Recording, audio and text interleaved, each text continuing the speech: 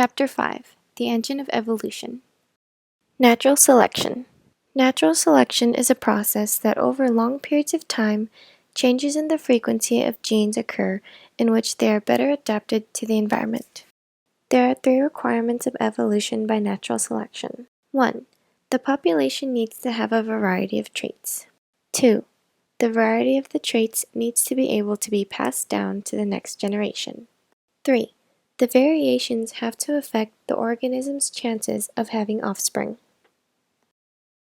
The variety of coat color in mice ranges from white to gray. Mice living on a sandy beach that are white-colored are camouflaged better on the sand, making them less susceptible to predators, thus giving them better reproductive odds. Adaptive behavior. Some animals adapt to look like plants, to camouflage themselves, to hide from predators, and to protect themselves. This is a form of mimicry, the action of imitating someone or something. 2 forms of mimicry are Batesian and Mullerian. Batesian mimicry is when an unprotected species looks like a protected species. For example, when a flower looks like a bee. Mullerian mimicry is when a species shares one or more predators and they mimic each other's warning signals. Some species of orchids have flowers that resemble bees and wasps. The resemblance is so good to fool many male insects who go on the flower and try to mate with it. Some katydids look almost like leaves, with patterns of rotten-looking spots that look like holes in leaves. One example of adaptation would include the Asian giant hornet, a species of native honeybees, and a species of non-native honeybees. Shown here is Hornitopia, an area which hornets and honeybees are both living in. Since the hornets are virtually ruthless and adapted to kill, the bees in this environment are all potential prey under the predatory hornet. Those who are rendered powerless against the hornets all die. This is selection happening where those who live go on and reproduce, and those that die are weaved out of the population. Not all of the bees in Hornitopia die. These are the bees that were able to survive and defend themselves against the hornets. These honeybees happen to have a mutation that allowed them to fight against the hornets and defend themselves by joining forces and rapidly vibrating on the hornet, raising the temperature and cooking it alive. The mutation allows them to withstand a high temperature of around 117 degrees Fahrenheit. This is something that they could use against the hornet. The adapted honeybees reproduce, and through generations, the native honeybees go from weak and vulnerable to having a way of defending themselves from the hornets. The bees went through natural selection because their environment acted on them in a way such that the weak didn't survive and only the strong went on. So the ones that survived are the adapted ones. In a nearby town called Honeybeeville live honeybees which are not native to Hornitopia. In Honeybeeville, where the Asian giant hornets are not abundant like in Hornitopia, the bees are able to live freely without hornets relentlessly hunting them and killing them all. If hornets do come into Honeyville, and since the non-native bees are not adapted to the hornet environment, they will be defenseless against the hornets. The prediction we can make is that the non-native bees will die off if they do not adapt like the native bees did. They don't necessarily have to adapt in the same way, but if they don't adapt at all, then they will die off. The lesson here is that evolution by natural selection via adaptation occurs when the environment acts on the population. Natural selection begins with a process of randomness. That process happens when mutations in DNA are what cause the randomness. This is how variation is created. Lawfulness is what comes after randomness. It is a process which determines if the mutations is beneficial or harmful to the organism. Some misconceptions are that people assume everything in evolution happens on accident or by chance, as if the entire process is random. Though randomness is an important part of evolution, it is not completely random. It would be if it were based on mutations alone, but it's not.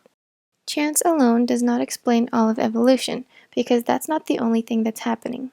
And it does not explain why individuals are fit to their environment. Randomness is important in creating variation.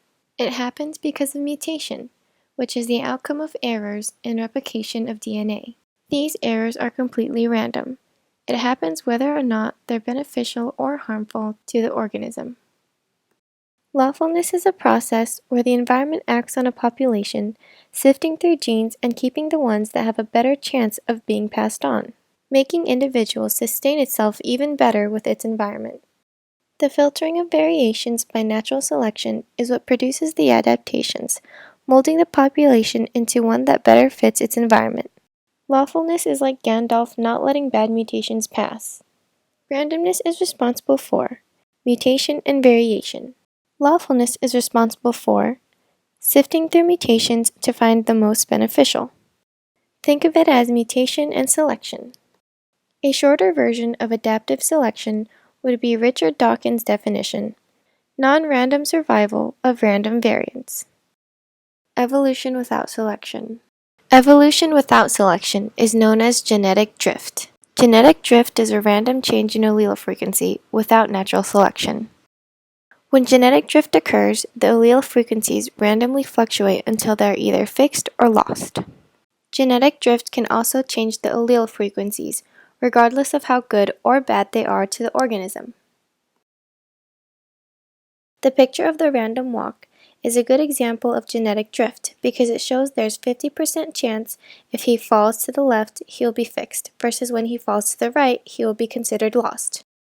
The picture of the dogs shows yellow fur occurs in 50% of the population and gray fur occurs in the other 50%. This shows allele frequencies randomly fluctuate until they are either fixed or lost.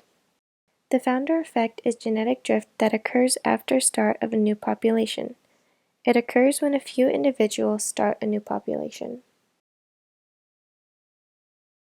Animal and plant breeding. Here, rather than natural selection, there exists artificial selection.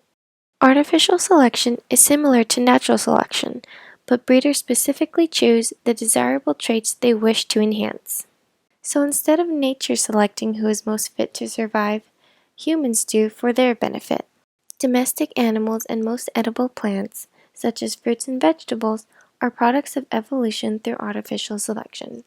Artificial selection produced large amounts of variety in a relatively short amount of time due to the unrealistic nature of breeding. Because people choose faster than nature, it becomes easier to understand how natural selection works over longer periods of time and artificial selection works faster. The gray wolf is the ancestor of all domestic dogs. The different breeds of dogs, such as pugs or poodles, have all emerged within a few thousands of years of artificial selective pressures. Here is an example of purebred corgis. They are known as dwarf dogs, and considering their shorter feet, they would not have been naturally selected in the wild. Rather, they were artificially selected by humans who prefer corgis as pets. Many vegetables have been modified from their original forms. The plant known as maize has been transformed into the more appealing form known to us as corn. Cabbage, Brussels sprouts, broccoli, and cauliflower are all derived forms of their ancestor, the plant Brassica oleracea. This is something humans have created from maize. Evolution in the test tube. The process is done in a lab using bacteria. The scientists can use bacteria to observe natural selection happening before their eyes. They use bacteria because of a short generation time. With bacteria, we can see multiple generations within a short amount of time. It is beneficial because evolution happens through many generations, and with this, we can see evolution in real time. To see natural selection occur, scientists create challenges in the environment of the bacteria. These experiments are seen as natural selection and not artificial selection. Because even though it is a lab experiment, it is still an example of natural selection. The scientists are just creating scenarios which can possibly happen in nature. So scientists create the scenarios, but nature still selects who survives. They still go through the same process, and also meet the 3 requirements of evolution by adaptive selection. In an experiment done by Richard Lenski at Michigan State University, the scientists varied the amount of food the bacteria got each day. The result was that the bacteria had new mutations that adapted them to their environment. Another experiment was done by Barry Hall at University of Rochester. They removed a gene that was crucial for the bacteria to break down its food, lactose. Then the only food source the scientists provided was lactose. This resulted in the bacteria having a mutation that allowed them to break down glucose a different way than how they originally did before. Another experiment was done by Paul Rainey at Oxford University. This experiment gave the bacteria different levels of oxygen concentration in a beaker, low at the bottom and high at the top. This resulted in two new other forms, meanwhile coexisting with the original ancestral form. One of the two new forms of bacteria were found at the bottom, and the other form was found at the top, while the ancestral form was found in the middle. This is an example of adaptive radiation, where the species formed a new species. Resistance to drugs and poisons. Bacteria that are resistant to drugs will survive and leave behind genetically identical offspring that are also drug resistant. Some bacteria do not die because they have mutations which allow them to survive against poisons meant to kill them. Some antibacterials, such as penicillin, become useless because the bacteria have adapted to the penicillin environment. Penicillin would kill the bacteria Staphylococcus aureus, but 70 years later it stopped. Mutations occurred in the individual bacteria that gave them the ability to destroy the drug, and these mutations spread throughout the world. Another example is hand sanitizer. That 0.01% of germs it doesn't kill are the germs that have possible mutations to keep them alive against the sanitizer. This is why not a full 100% are killed, because not all are vulnerable to the poison.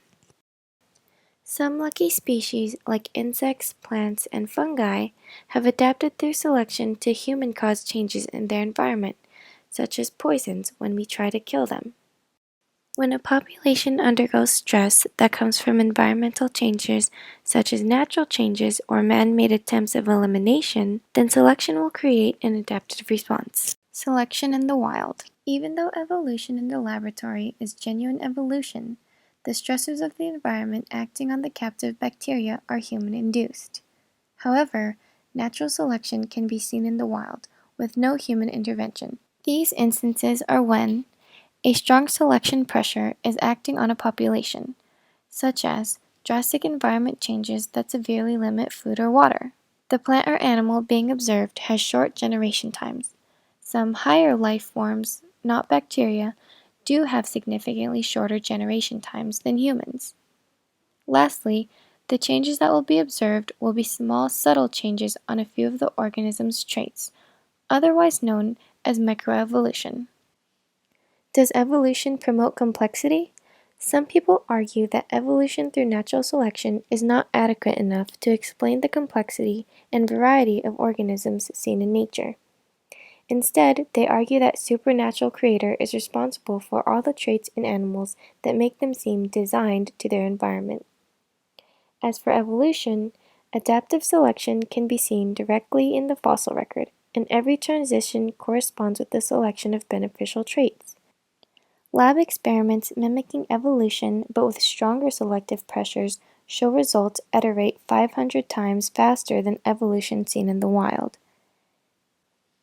Evolution of primitive organisms and complex structures makes sense when viewed within the large time frame evolution has had to work. Millions of years of evolution is a difficult concept for humans to grasp.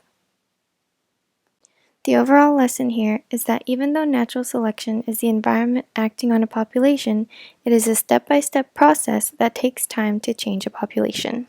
Also, new traits don't come from out of nowhere. They are evolved versions of an earlier feature. Lastly, selection fits organisms to their environment in the best way it can. There is no aim for perfection and no will to evolve.